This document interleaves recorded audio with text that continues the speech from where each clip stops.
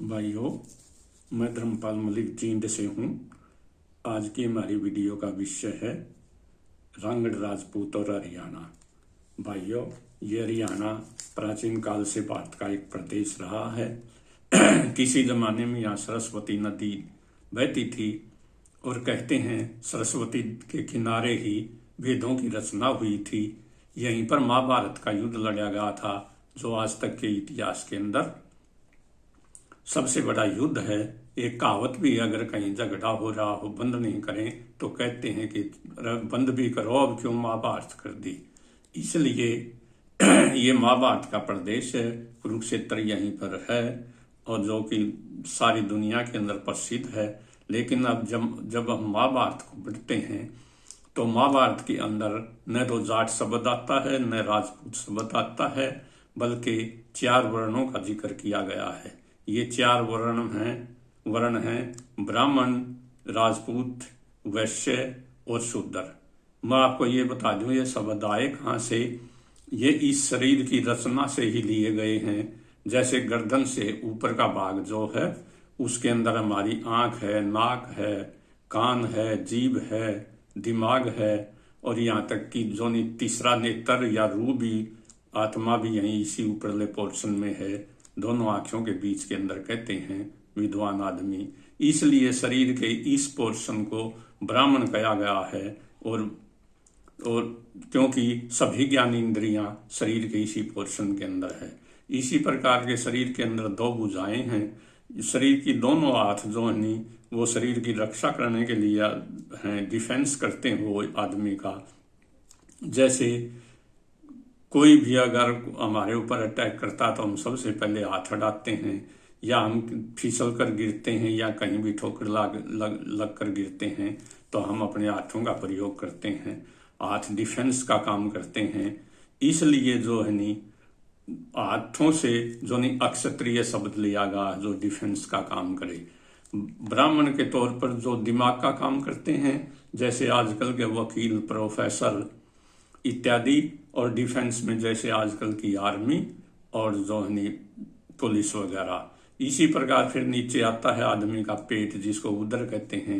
इसके अंदर ही सारी क्रियाएं होती हैं। भोजन पचता है, भोजन का स्टोर होता है और वहां से जो खून बन करके नाड़ियों के थ्रू सारे शरीर के अंदर जो घूमता है, जो आदमी के जीवन का आधार है।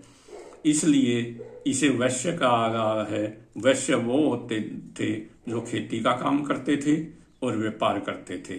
फिर आदमी के 2 पांव हैं। सारे शरीर का सारा बोझ जो पांव उठते हैं, सारा भार इन्हीं के ऊपर है। इसलिए इस चौथे पोर्शन को शूद्र कहा गया है। शूद्र इसलिए भी कहते हैं, जब हमारे हाथों की गंदगी लग जाती है हम तुरंत धोने के लिए भागते हैं, लेकिन पांव की गंदगी लग जाए, जैसे आदमी कोई तगार में काम करे, मिट्टी का काम करे, तो आदमी इतना जल्दी उनको धोने के लिए नहीं भागता, उनको गंदे भी रख सकता है। इसलिए इस पोर्शन को शूद्र कहा गया है। और जो शूद्र ही यानी आज की लेबर क्लास, वही सारे शरीर का बोझ उठती है। इसी प्रकार नौकरियों में भी 4 वर्ण हैं। Class 1, class 2। क्लास 1 में जो मजिस्ट्रेट, एसपी, डीसी वगैरह आते हैं, और क्लास 2 के अंदर जो है वो टीचर वगैरह, एसडीएम, एसडीओ वगैरह आते हैं। क्लास 3 में क्लर्क, इंस्पेक्टर वगैरह, और क्लास 4 में पीएन वगैरह आते हैं।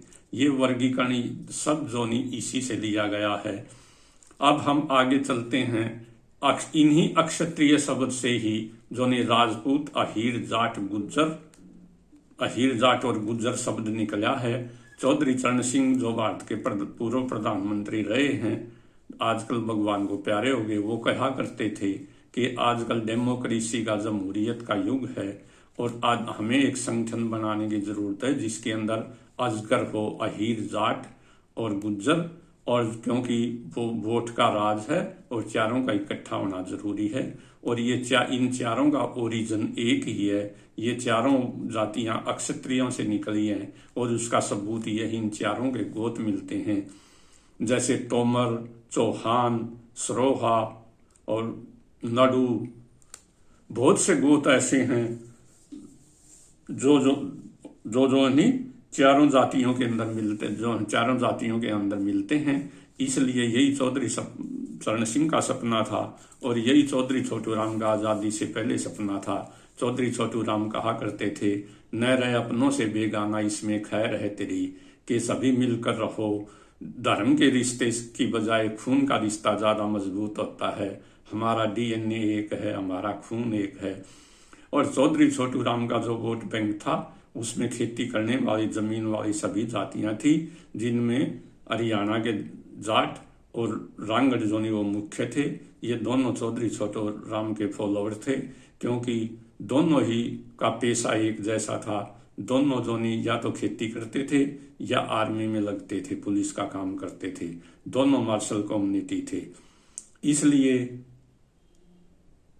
हमारे जो रांगड़ भाई थे वो हमारे जोनी उनके साथ बड़े विचार मिलते थे।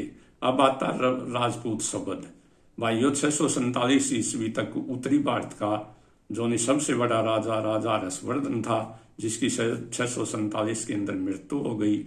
उसके बाद राज अनेक छोटे छोटे टुकड़ों के अंदर बंट गया और कहते हैं 1000 के लगभग टुकड़े हो गए। उनके जो राजाओं के बेटे थे, पुत्र राजा का बेटा, ये संस्कृत का शब्द है। या जो रूलिंग क्लास थी, जो सरकारी नौकरी करते थे, राजा की मदद करते थे, वो राजपूत कहलाए। जो खेती करने लग गए वो किसान हो गए। वो दूसरी जातियों में जैसे जाट, अहीर और गुज्जर बन गए। उनको वास्तव में ये चारों अक्षत्रिय थे। अब आता है राजपूत को नहीं जोनी रजपूत भी कहते हैं। जैसे कि एक रागनी के अंदर कहते हैं पंडित मांगेराम जी, एक रागनी के अंदर कहते हैं, कुत्ता मार बंजारा रोया वाह कहानी कर दी, रजपूती का बट्टा ला दिया अमर कहानी कर दी।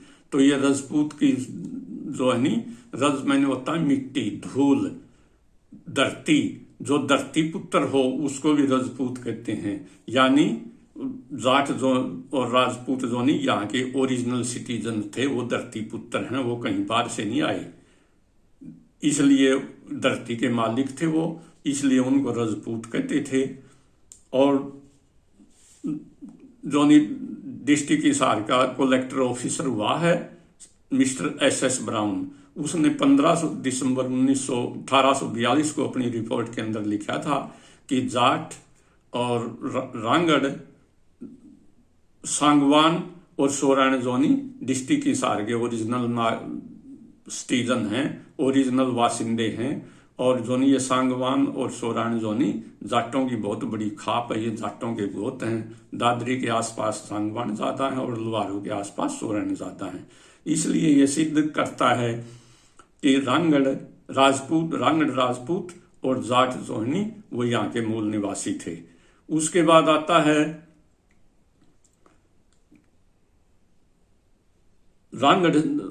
उसके बाद जो है सन 1590 के अंदर अकबर के समय में अबुल फजल ने एक किताब लिखी थी आईने अकबरी। 1590 के अंदर वह अकबर राजा बादशाह के 9 रत्नों में से एक था, ईरान का रहने वाला था। उसने भी जो ये सब लिखा 1590 के अंदर कि रांगड़ राजपूत सांगवान यहाँ के मूल निवासी हैं। अब शब्द आता है रांगड़। वैसे तो मोटे तौर पर जो है नी, जो राजपूतों से मुसलमान कन्वर्ट हो गए वो रांगड़ कहलाए। उससे पहले मैं आपको ये बता दूं ये हरियाणा शब्द कहाँ से आया। डिस्ट्रिक्ट रोहतक के गजेटियर के अंदर किशन महाराज नाम के एक हिस्टोरियन ने लिखा है कि यहाँ के लोग जो नहीं, इस इलाके के लोग बड़े लड़ाके थे। यहाँ 2 मेन रोड हैं। एक तो है मुल्तान से दिल्ली, जिसको सुलेमानी सड़क कहते थे, और एक है आगरा से पेशावर तक जो लाहौर जाता था, उसको जरनैली सड़क कहते थे। आप इनकी रचना देखोगे, दोनों रोडों के ऊपर जोनी राजपूत और जाट बसते थे। सिरसा के जैसे आप जोनी हरियाणा में प्रवेश करोगे, सिरसा के अंदर जोनी भट्टी राजपूत ज्यादा थे, जिनको भट्टी रांगड़ कहते थे। जिनका नेता जोनी नूर मोहम्मद खान था, जिसे 1857 के अंदर अंग्रेजों के खिलाफ लड़ा था, उसको फांसी दे दी गई थी। आगे ये आपको दीपालपुर से लेके और फतेहाबाद तक मिलेंगे। फतेहाबाद के आगे जो है नी मेम तक आपको तोमर, तंवर और जाटू राजपूत मिलेंगे। उससे आगे आपको पंवार राजपूत मिलेंगे। और आगे जो नहीं रोहतक से दिल्ली तक, दिल्ली में जाटों की मेजोरिटी थी, आपको जाट और राजपूत मिले जुले मिलेंगे। और वैसे सारे हरियाणा के अंदर ये मिले जुले थे। जाटों की आबादी 25% थी और राजपूतों की 20%, जिसमें से मैं स्पष्ट कर चुका हूँ 20% में से 6% हिंदू राजपूत थे और 14% मुसलमान राजपूत थे, जिनको रांगड़ कहते थे। राजपूतों का लगभग जो है नहीं 70% मुसलमान राजपूत थे। इसी प्रकार आप जरनैली सड़क के ऊपर चलोगे, डिस्ट्रिक्ट जो है नहीं करनाल के अंदर और अंबाला के अंदर जो नहीं आपको चौहान राजपूत ज्यादा मिलेंगे। सेंट्रल हरियाणा के अंदर जो आपको जो नहीं मडाड राजपूतों के इलाके थे, जैसे सफीदों, कैथल, कलैत, गरोंडा। तो इस तरह से सारे हरियाणा के अंदर राजपूत फैले हुए थे, या ये कहो रांगड़ राजपूत फैले हुए थे। और हिस्टोरियन यहाँ तक कहते हैं कि हरियाणा जो है नी ये सबसे पहले बसने वाले यहाँ पर राजपूत थे और उन्होंने आबाद किया था। अब प्रश्न ये आता है कि हरियाणा का मतलब होता है जहां पर कृष्ण महाराज लिखते हैं, जहां पर हिरने वाले लोग रहते हो, जो या तो जो भी आक्रमणकारी हिंदुस्तान के अंदर आए, या तो मुल्तान वाली सड़क से आए या लाहौर वाली सड़क से आए। और दोनों को हरियाणा के लोगों ने घेरा और उनको मुकाबला किया। और जाते हुए जो जब यहाँ से दिल्ली को मान लो वो जीत भी गए, वापिस जाते थे तो उनको लूटा। इसलिए एर कर लूटने वालों को हरणीय कहने लगे, और हरने वाले यानी हरना, माल छीनना, उनको, और उससे ही हरियाणा शब्द बना है। अब आता है रांगड़ शब्द आ गया। रांगड़ शब्द के बारे में आप बहुत से जोगी बाटों के, हमारा जो असली इतिहास था वो तो पहले जो नहीं हरियाणा इंडिया के अंदर जो मुसलमान थे वो उसमें शेख, सैयद, मुगल और पठान जिनकी जनसंख्या मुश्किल से 5 या 10% थी, और बाकी 90% यहाँ के मूल निवासी थे जो कन्वर्टेड हैं, चाहे वो किसी भी जात के हों। उनके जो यहाँ के मूल निवासी थे उनकी भाषा, कल्चर और जो नहीं सभ्यता, ट्रेडिशंस, भाषा सब कुछ एक जैसी थी। जो नहीं हरियाणवी भाषा को रांगड़ी भाषा भी कहते थे। और इस भाषा के अंदर एक अकड़ थी, जिसको जैसे वो जो रूलिंग क्लास की भाषा होती है, जो रांगड़ों के ट्रेडिशंस थे, कल्चर थी, वो जो नहीं वो धोती बांधते थे। जबकि हिंदू जाट जो नहीं वो एक लांगड़ की धोती बांधते थे और मुसलमान 2 लांगड़ की धोती बांधते थे कि लड़ाई के मैदान में कहीं वो निकल ना जाए। या रांगड़ों में एक और आदत थी चोरी करने की, तो चोरी करने के लिए कहीं भागना ना पड़ जाए और लांगड़ ना निकल जाए, इसलिए वो 2 लांगड़ की धोती रखते थे। इस्लाम के अंदर जो नहीं सोना पहनना अच्छा नहीं समझा जाता, लेकिन रांगड़ जो नहीं वो मुर्की पहनते थे। उनकी औरतें सोने के आभूषण पहनती थी। जो हिंदुओं की औरतें पहनती थी दामन वगैरह, वही जो नहीं मुसलमानों की रांगड़ों की औरतें पहनती थी। सब कुछ मिला जुला था, एक दूसरे के त्योहार मनाते थे, होली, दिवाली सब, और होली, दिवाली, दशहरा, तीज, गुग्गा, सब जो नहीं जिसको गुग्गा पीर कहते हैं, सबके एक जैसे त्योहार थे, एक जैसे व्यवहार थे और एक जैसी भाषा थी, एक ही उनकी संस्कृति थी और एक ही उनकी तारीख थी, इतिहास था। ये सब 1857 तक चलता रहा। 1857 के अंदर जो नहीं हिंदुओं ने और मुसलमानों ने, हरियाणा के जाटों ने और रांगड़ों ने जो नहीं वो मिलकर अंग्रेजों का मुकाबला किया था। और दोनों के ही अनेक गांव ऐसे मिल जाएंगे जिनके ऊपर अंग्रेजों ने अटैक किया और उनको आग लगाई। जैसे जाटों के गांव आप देखोगे, रोहनात है, गोहाना के पास गामड़ी है और जोनी बड़ा है, या दिल्ली रोड के जितने गांव हैं जोनी वो दिल्ली से और आप अंबाला तक जाओगे, अनेक गांव ऐसे मिल जाएंगे जिनको आग लगाई गई। इसी प्रकार आप सिरसा से रोहतक तक जाओगे तो रांगड़ों के अनेक गांव ऐसे मिल जाएंगे, जैसे जमालपुर, मंगाली, बलियाई, आजमपुर और जोनी वो बाटोल, रांगडान, खरडालीपुर, अनेक गांव ऐसे हैं जिनको रांगडों, खैरका, जिनको अंग्रेजों ने आग लगाई और उनकी जमीनें जब्त कर ली। लेकिन एक किताब हमारे भाइयों ने जो नहीं हमें बुरी तरह से करस करवाया है, जैसे सर सैयद अहमद खान है, वो बड़े सोशल रिफॉर्मर के तौर पर पढ़ाए जाते हैं। उन्होंने एक किताब लिखी है असबाब बगावत हिंद, काजीज ऑफ रिवोल्ट इन 1857। वो लिखते हैं कि वो इस हक में थे, जो बाहर से आए हुए मुसलमान थे, शेख सैयद मुगल पठान, उनका वो फेवर करते थे, और यहाँ के मुसलमानों को तो मुसलमान ही समझते थे। असली रिवोल्ट हमने किया था 1857 का, लेकिन सर सैयद अहमद खान लिखते हैं ये तो वीवर जुलायों का विद्रोह था, और उन्होंने अंग्रेजों को शिक्षा दी कि आपकी ये सबसे बड़ी गलती है, आपने फौज के अंदर लंगर सिस्टम इकट्ठा किया हिंदुओं और मुसलमानों का। बैरगों में वो इकट्ठे सोए, इससे उनकी दोस्ती हो गई और उनके विचार मिल गए। वो नादिर शाह का उदाहरण देते हैं। नादिर शाह की सेना के अंदर 10,000 तो ईरानी सैनिक थे जो कुरूद थे, जिनकी अलग टुकड़ी थी, और 10,000 सैनिक अफगानी थे, पठान थे।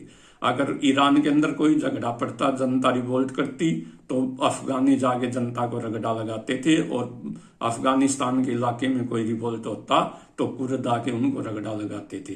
उसके बाद अंग्रेजों ने जो नहीं डिवाइड एंड रूल की पॉलिसी अपनाई। और मेरा कहने का मतलब ये है कि हमारे ही आदमियों ने अंग्रेजों को राय दी, हमारा शोषण काले अंग्रेजों ने करवाया है, और काले अंग्रेजों ने 1947 के अंदर देश का डिवीजन कराया था। वो सब इंग्लैंड रिटर्न थे, चाहे वो लियाकत अली जी थे, चाहे वो मोहम्मद अली जिन्ना थे, चाहे जवाहरलाल नेहरू थे, चाहे सरदार पटेल थे, चाहे महात्मा गांधी थे। ऑल ओवर इंग्लैंड रिटर्न, सारे इंग्लैंड से बैरिस्टर थे, वकील थे, और इंग्लैंड पढ़कर, लंदन पढ़कर आए थे, और इनडायरेक्टली वो अंग्रेजों का फेवर करते थे, और जो अंग्रेज चाहते थे वही पॉलिसियां लागू करते थे। इसीलिए जो है नी वो देश का बंटवारा हुआ।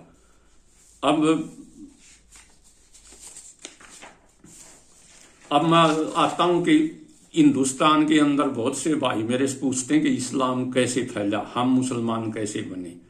तो एक मोटे तौर पर ये बिल्कुल सही बात है, यहाँ सूफी संतों ने जो है वो इस्लाम को फैलाया, उनका सबसे बड़ा रोल है। हजरत मोहम्मद साहब पैगंबर साहब 570 ईस्वी के अंदर पैदा हुए और 632 में भगवान को प्यारे हो गए।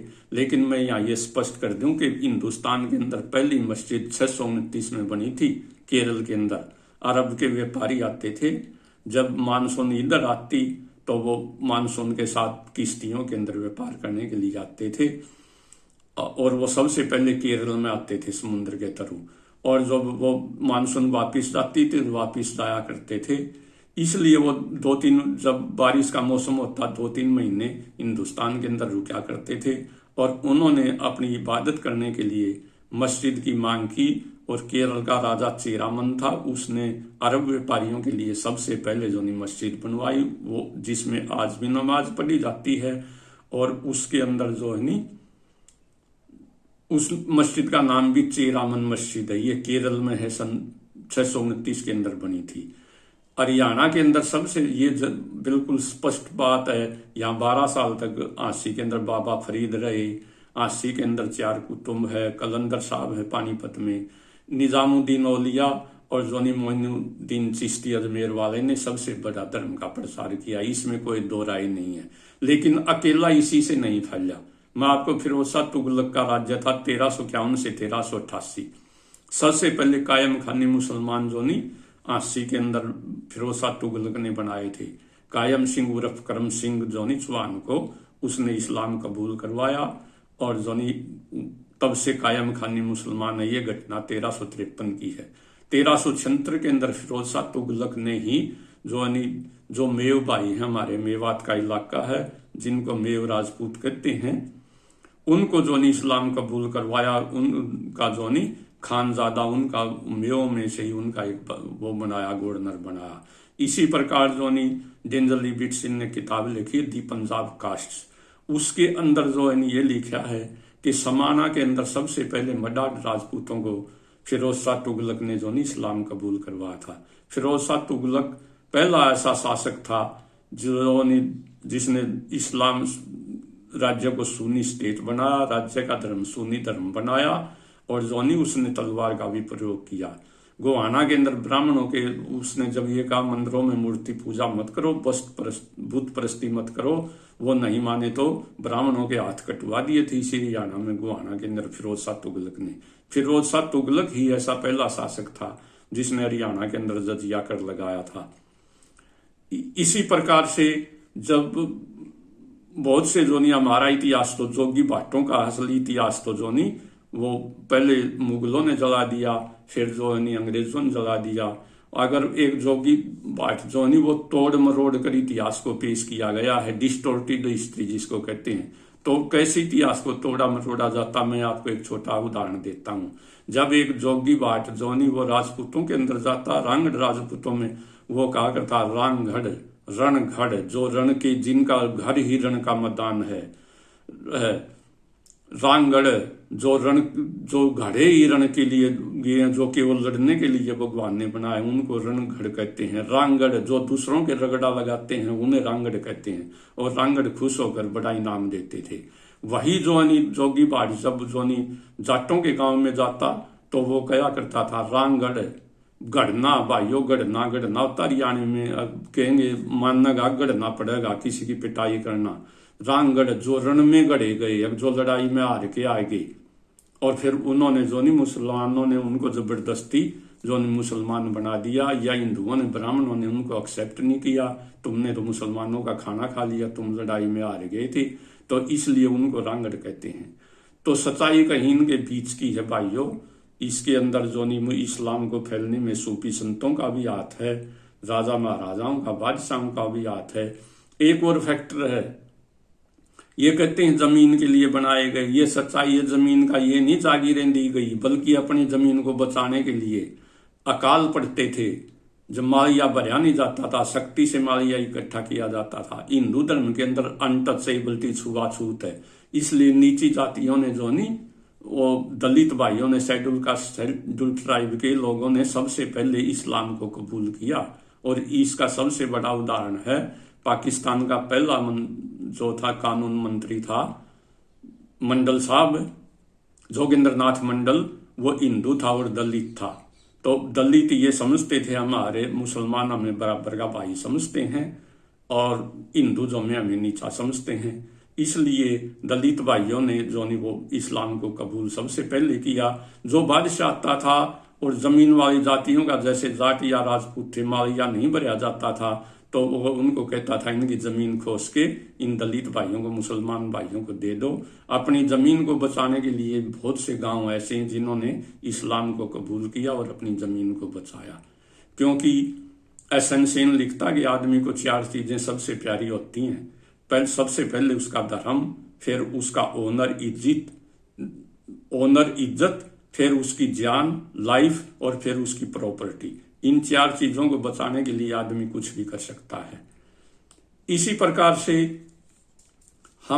इस प्रकार से इस्लाम के फैलने के अनेक कारण थे, लेकिन यहाँ भाईचारा यूं का यूं कायम रहा। 36 जातियां एक गांव के अंदर बसती थी। फिर आता पार्टीशन के अंदर भाइयों, हमारे भाइयों को जो नहीं पाकिस्तान जाना पड़ा। दुर्भाग्य ये था, वो वहां भी जो नहीं, हमारे जो नहीं 1923 से 1940 तक यूनियनिस्ट पार्टी पावर में थी। लेकिन हमारा दुर्भाग्य था, जो हमारे किसानों के नेता थे सर फजले हुसैन, वो 9 जुलाई 1936 को 59 वर्ष की उम्र में भगवान को प्यारे हो गए। सर सिकंदर याद खान जो पंजाब के सीएम थे, वो 25 दिसंबर 1942 को 50 वर्ष की उम्र में भगवान को प्यारे हो गए। सर चौधरी छोटू राम जो नहीं, वो 9 जनवरी 1945 को भगवान को प्यारे हो गए। ये सब हमारे नेता थे और हिंदू मुस्लिम यूनिटी के ये पक्षधर थे। इसलिए जो देश का डिवीजन चाहते थे, उनको खुला मतदान मिल गया, पांव जमाने का मौका मिल गया। हरियाणी में एक कहावत है, शेर रहे ना सांड, गादड़ गए हांड। तो भैया जिसके मर्जी बादशाह, रुलते फिरे वजीर, हमारे भाइयों को यहाँ से जाना पड़ा। और उनके साथ एक षड्यंत्र रचा गया। उनको एक जगह नहीं बसाया गया, बल्कि सारे पाकिस्तान के अंदर बिखेर दिया गया, ताकि इनकी ताकत कम हो जाए।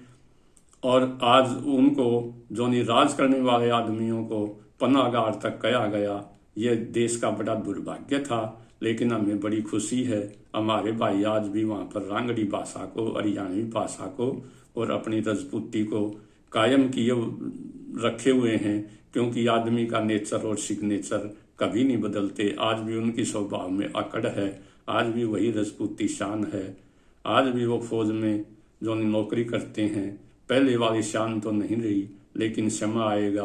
B positive, hope sustains life. भाइयों धन्यवाद। अगर ये वीडियो आप पसंद आए तो कृपया जो है नी चैनल को सब्सक्राइब कर देना। ये वीडियो मैंने इसलिए बनाई है कि बहुत से भाई कह रहे थे मेरे को कि रांगड़ हिस्ट्री के ऊपर, तारीख के ऊपर आप किताब लिखो। किताब तो जो नहीं, मेरे को उर्दू आती नहीं और हिंदी आप पढ़ोगे नहीं, और यहाँ वो किताब बिकेगी नहीं क्योंकि यहाँ रांगड़ राजपूत नहीं है। इसलिए मैं आने वाली 2-4 वीडियो, एक जो नहीं 1857 के ऊपर, फर्स्ट वर्ल्ड वार पे, सेकेंड वर्ल्ड वार पे रांगड़ भाइयों का क्या रोल था, उनको बनाऊंगा। भाइयों अगर आपको वीडियो पसंद आए तो शेयर करना वीडियो को और चैनल को सब्सक्राइब करना। धन्यवाद। जय हिंद, जय हरियाणवी भाईचारा।